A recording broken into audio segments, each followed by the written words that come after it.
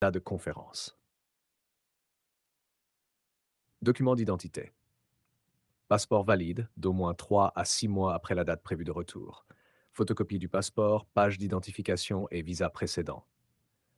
Photo d'identité récente, format officiel 35 sur 45 mm, fond blanc, document lié à la conférence. Lettre d'invitation officielle de l'organisateur de la conférence mentionnant le nom du participant, l'objet, les dates et le lieu de la conférence, le cachet et la signature de l'organisateur, et une mention claire des frais pris en charge si applicable.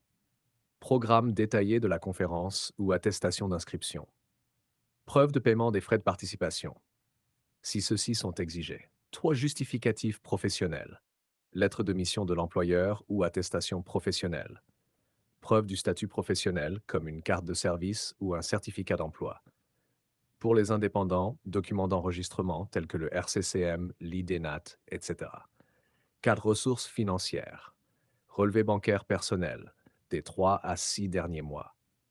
Si l'entreprise prend en charge, lettre de prise en charge. Relevé bancaire de l'entreprise. Si un tiers prend en charge, comme un époux, un parent ou un ami, lettre de prise en charge signée, preuve de moyens financiers et un justificatif du lien, par exemple un acte de mariage ou de naissance. 5. Hébergement et transport. Réservation d'hôtel ou attestation d'hébergement signée par un hôte, itinéraire de vol ou réservation de billets aller-retour.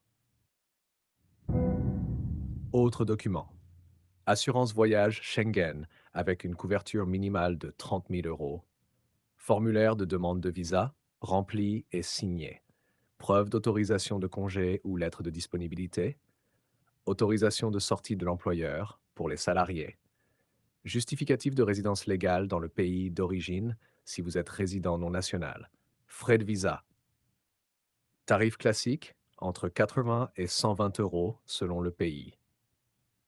Des frais supplémentaires peuvent s'appliquer pour la collecte des documents, la biométrie ou une procédure d'urgence.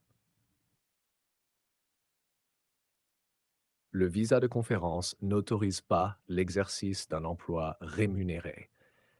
Il est recommandé de commencer la procédure 4 à 6 semaines à l'avance. Tous les documents doivent être traduits en français, anglais ou dans la langue exigée par l'ambassade.